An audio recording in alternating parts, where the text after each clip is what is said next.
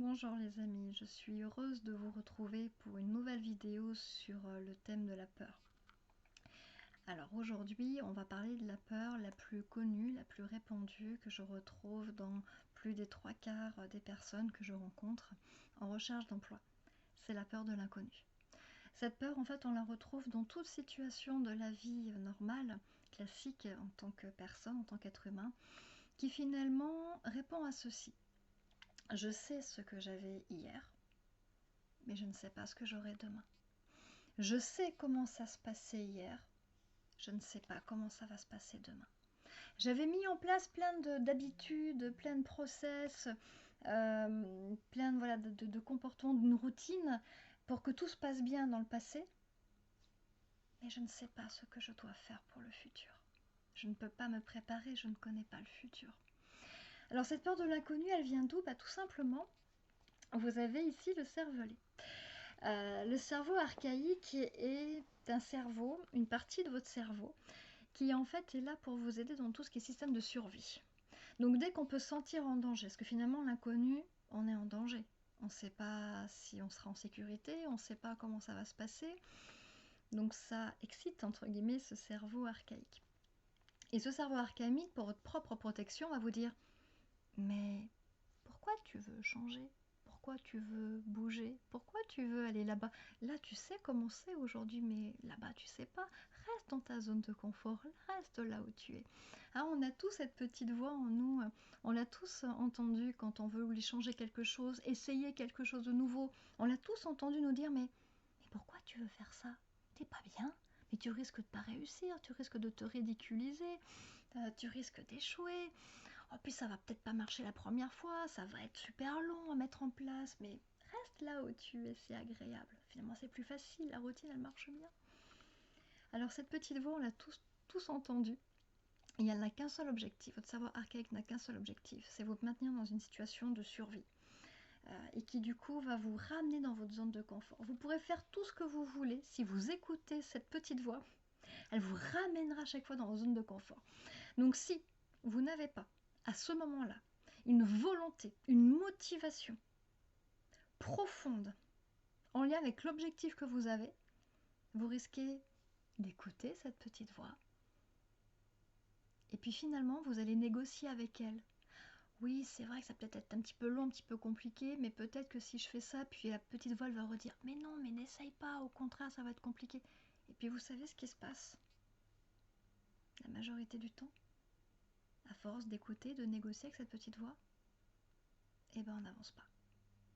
Et on ne fait pas. Donc du coup, cette peur de l'inconnu, elle est hyper importante. Pourquoi?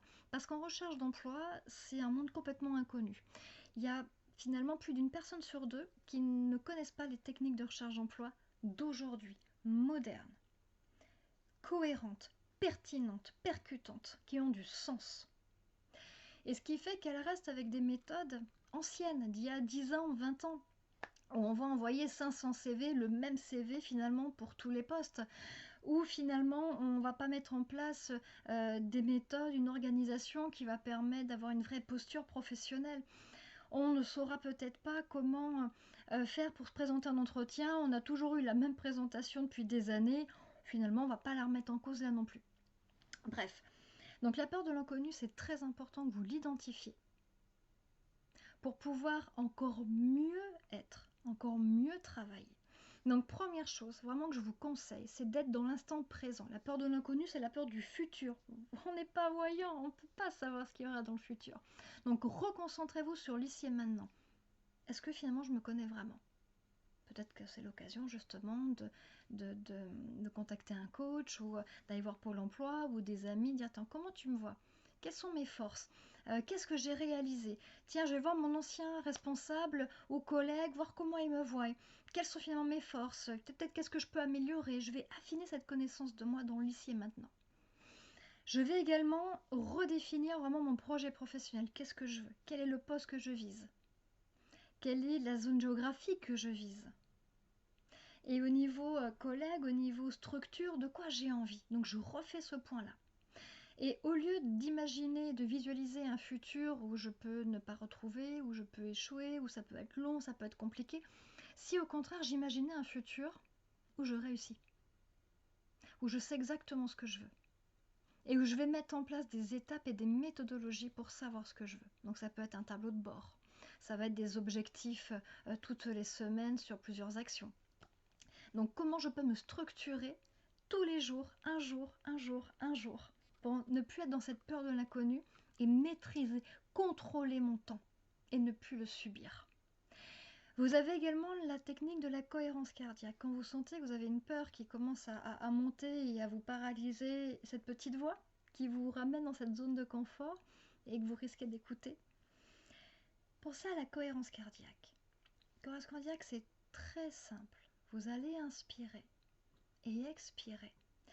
Quand vous allez inspirer, vous allez imaginer votre ventre qui va gonfler comme un ballon. Quand vous allez expirer, vous allez faire en sorte que ce ventre va rentrer, va expulser un maximum. Et la cohérence cardiaque, c'est de faire ça sur un temps de 5. C'est parti, on le fait? On y va.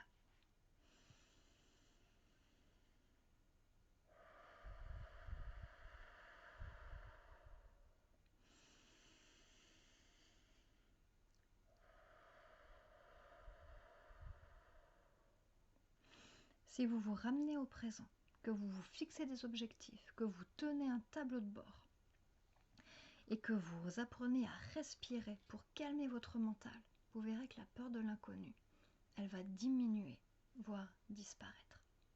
Voilà. Une autre astuce que je peux vous donner, c'est d'être tolérant avec vous, de ne pas vous juger. Hein, souvent, la peur de l'inconnu va être sur le fait de se dire « Ah mais peut-être que je ne vais pas trouver parce que peut-être que finalement mon profil ne correspond pas. » Ou peut-être que je suis dans la masse, j'ai rien pour faire la différence. Ou peut-être que j'ai peur d'être ridicule en entretien d'embauche. Je ne sais pas comment ça va se passer. Donc cette peur de l'inconnu, finalement, je vais y projeter des choses de moi-même. Et peut-être que finalement, c'est comme ça que je vais me voir. C'est que j'ai peur d'être ridicule. Alors, soyez indulgent avec vous-même. Ne vous jugez pas. Soyez bienveillant. C'est très important. Ça va apaiser les peurs aussi, la peur de l'inconnu. Je vais faire du mieux que je peux. Et si cette fois-là, j'ai pas obtenu les résultats que je souhaitais, j'ai pas dit échouer.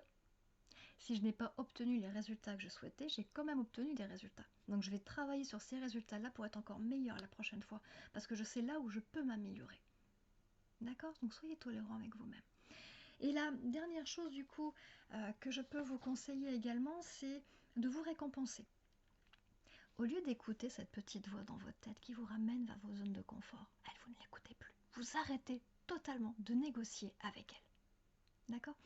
Donc à chaque fois que vous tenterez quelque chose et où vous n'aurez pas négocié avec cette petite voix, où vous aurez fait un pas supplémentaire pour élargir votre zone de confort, récompensez-vous. Ça va induire une routine agréable, vous allez vous sentir en sécurité, ça va renforcer comme ça chaque essai que vous allez faire. Qu'importe si le résultat escompté n'était peut-être pas à la hauteur de ce que vous auriez voulu. On s'en fout. Vous avez essayé. C'est ça le plus important. Donc récompensez-vous d'avoir essayé. Et à partir de là, qu'est-ce qui vous fait plaisir? Moi, je sais que j'adore lire. Un bon livre. Par exemple, j'adore Karine Guibeul. Voilà, pour ceux qui peut-être qui connaissent ou connaissent pas. Karine Guibeul, j'adore. Ça peut être aussi de manger un bon gâteau au chocolat. Je suis une gourmande. Voilà, je suis très très gourmande. Donc un bon gâteau au chocolat, moi, c'est ma petite récompense favorite. Avec un bon chai. C'est une pure merveille, je vous le conseille. Voilà, qu'est-ce qui vous fait plaisir? Donc mettez ces petites astuces en place, réfléchissez-y, projetez-vous positivement, dites-vous que vous allez réussir, imaginez-vous en poste, imaginez-vous content, là où vous voulez être, structurez votre recherche, créez-vous un carnet de bord, mettez-vous des objectifs clairs, donnez-vous cette capacité, cette chance-là en fait de faire des choses, même si c'est pas parfait, c'est pas grave, mais de faire cette chose, récompensez-vous, pensez à respirer. Et pensez également à être dans l'instant présent. Ce sont vraiment des clés